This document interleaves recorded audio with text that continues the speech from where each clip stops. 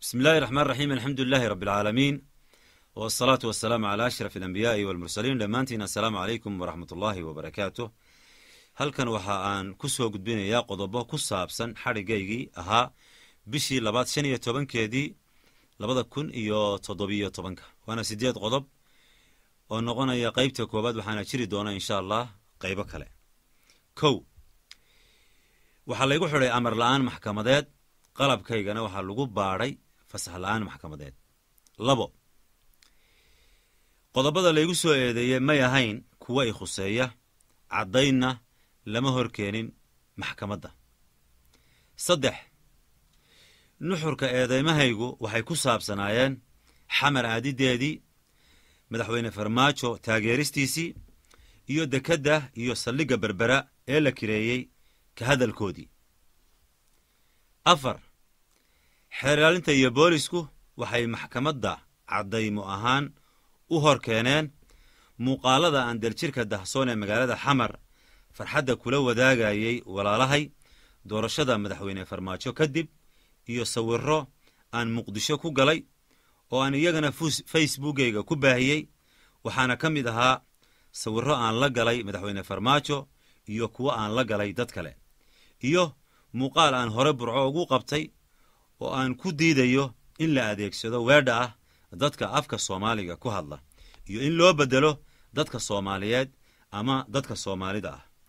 iyo muuqaal aanan baahin oo telefoonkayga gacanta ku jiray oo ahaa kaftan ku saabsan caagado mooyo sixa ahaa oo lagu qoray farmaajo isku soo wada duub oo saddexda muuqaal ee lagu soo bandhigay maxkamadda horteeda waxa laga soo saaray telefoonkayga gacanta shan wax la xiriira Soomaaliya ayaa la igu soo eedeeyay halka xeerka ciqaabta la cuskaday uu ahaa kii Soomaaliya lix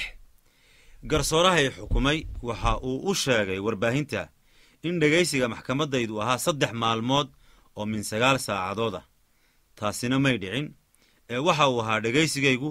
2 maalmood oo min 2 saacadood ilaa 3 saacadood ah iyo maalin in ka yar 30 daqiiqo oo lagu dhawaaqay xukunka toddoba uma gudbin kumana oran garsooraha xukumay waan ku qanacsanahay xukunka iyo qirasho dambi sida uu u sheegay isagu warbaahinta xaqna umuu lahayn ogolaanshana umuu haysan afkayga inuu ku hadlo qareenadayda